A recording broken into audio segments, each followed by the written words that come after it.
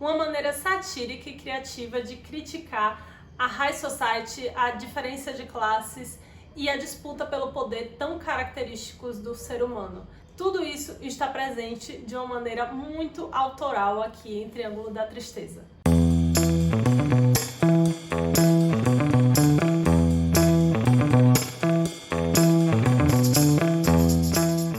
Triângulo da Tristeza é o novo filme do diretor Ruben Östlund, um sueco que já chegou conquistando algumas categorias no Oscar. Trata-se de uma produção de 2022 e conta a história de um grupo de pessoas extremamente ricas que vão para um cruzeiro extremamente chique e algumas coisas saem um pouco do esperado. Eu não vou revelar muito antes de eu poder avisar que esse vídeo vai sim ser cheio de spoilers, porque tem sequências que eu preciso comentar aqui. Então, se você não assistiu, tá avisado. Vai lá, assiste, depois volta aqui no vídeo pra conferir. Independente da sua escolha, inscreva-se. Tem gente aqui, os números provam, pelo número de views e o número de inscritos, que tá usufruindo dos conteúdos desse canal aqui e não tá se inscrevendo. Então assim, me ajuda muito se inscrevendo e ajuda você também, que vai ficar sabendo dos novos vídeos, das novas críticas que eu lançar.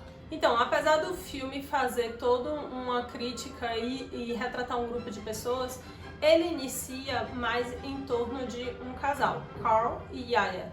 É interessante notar como o filme inicia, de alguma forma mostrando a questão do padrão de beleza, né? Então a gente já tem aí um padrão, uma divisão, uma cena de seleção, onde as pessoas estão sendo julgadas a partir da sua estética, uma rigidez com o padrão de beleza, que o Carl, que é um cara assim super dentro do padrão, né? Ele ainda assim, você vê que ele tá acuado com a exigência. Durante todo o filme ele tá sempre tentando pertencer, apesar dele ser favorecido, digamos assim, né? Ter privilégios, ele tá sempre levemente deslocado. Isso já fica evidente na segunda sequência, que é a cena do desfile, onde por uma situação lá ele fica sem lugar. E até a namorada dele, né, é uma pessoa aparentemente com mais reconhecimento, com mais prestígio do que ele. E logo em seguida aparece a frase para dar início ao desfile, que é "somos todos iguais". Então daí, né, já ficou bem óbvia a mensagem,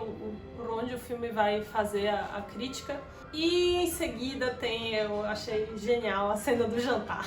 Ainda não é aquele jantar, inicialmente essa primeira cena do jantar em que mostra uma DR, que, velho, é muito bem feito o negócio. Porque é difícil criar diálogos daquele tipo em que você consegue mostrar uma discussão por uma coisa banal, mas que tá falando de aspectos de um e de outro. E que no fim das contas a discussão não era exatamente sobre aquilo. Então ele começa a falar ali do dinheiro e fica desconfortável porque ela não sabe se ela vai pagar e aquilo fala um pouco da personalidade deles, porque mostra o quanto ele tá numa postura de maior demanda, de querer discutir, querer comprovar o ponto dele, e ele traz a questão do padrão de gênero, né? E no entanto, ao longo do filme, ele ocupa o lugar que é dito como um lugar mais feminino, mas ele tá sempre numa postura de maior demanda por atenção e ela tá numa postura mais confortável em que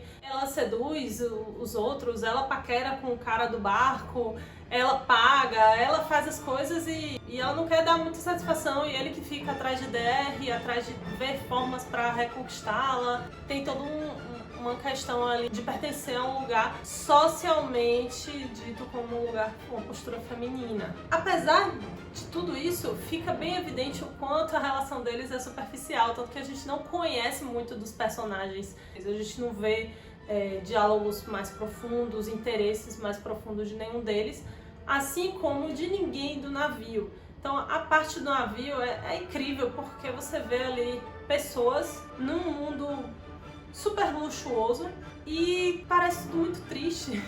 As conversas, os interesses, a solidão mesmo, parece que um acessa de fato o outro, não tem conversas de verdade, é aquela conversa de elevador o tempo todo. As pessoas parecem estarem usufruindo daquilo porque elas podem, mas não porque elas realmente querem. E aí é que começa a mostrar a questão da luta das classes, né? Proletariados, digamos assim, os estudantes que têm algum interesse também naquele universo estão trabalhando. E aí finalmente a cena do jantar, em que que a gente vê ali o capitão como ali de fato é a figura humana no meio dos ricos. Ele tem um pensamento crítico sobre aquilo, ele flerta com o comunismo, mas ele é parte daquele universo, então ele percebe a contradição dele, é um cara extremamente infeliz com aquilo, que é maravilhosamente interpretado pelo Woody Harrelson.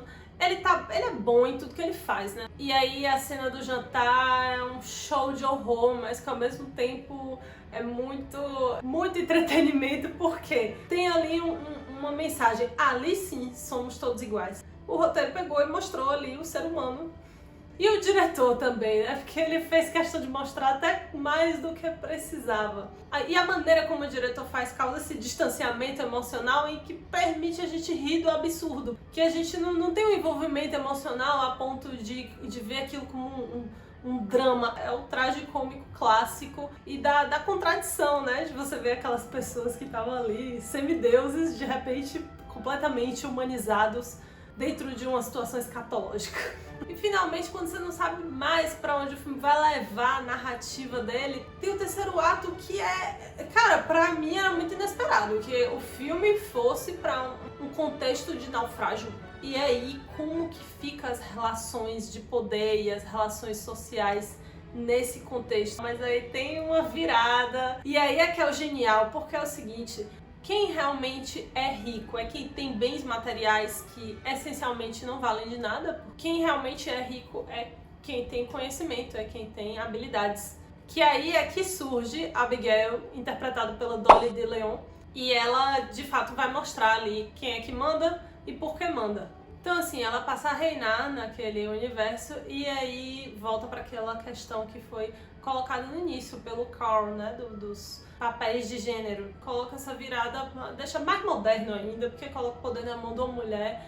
E novamente, o Carl assume ali uma postura dita como a postura feminina, de demanda, de sentimentalismo. Ele, além de brincar com essa ideia, ele coloca o personagem masculino, que é o homem hétero padrão, né, numa postura dessa de forma tão natural que muitas pessoas nem percebem, assim. Então tem ali uma união por uma coisa maior e um estabelecimento de novas dinâmicas que não funcionariam na sociedade, né? A gente vê o quanto a maneira como a gente se comporta e interage depende dos contratos sociais também, depende do nosso contexto. E aí o final, né? E aí, o que aconteceu?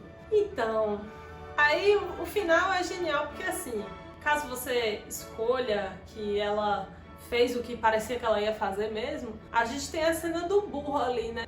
Que já dá uma imagem do que seria, de como seria a cena. E o fato de ser um final aberto, além de provocativo, ele dá margem para o que você acredita e ele deixa o filme continuando na sua cabeça. E se você quer saber minha opinião, ninguém me perguntou, mas se você chegou até aqui no vídeo, você quer saber minha opinião sobre as coisas. E eu acho difícil ela não ter tacado aquela pedra na cabeça da menina, porque não que fosse o final que eu queria, mas assim, tava tudo coerente para que isso acontecesse. Então é isso, eu espero que vocês tenham gostado. E se você chegou até aqui, faz favor, aperta o botãozinho de se inscrever, porque assim, não paga nenhuma mensalidade, não paga nada em dólar, você me ajuda, quem sabe o canal ele vai poder ganhar um plus com as inscrições, quem sabe, ó. E aí você que tem um amigo, que tem família, um pouquinho abaixo do botão de inscrever tem um botão de compartilhar, coisa mágica acontece. Você manda para 2, 3 pessoas, essas pessoas mandam para mais 2, e aí, ó, o canal crescendo,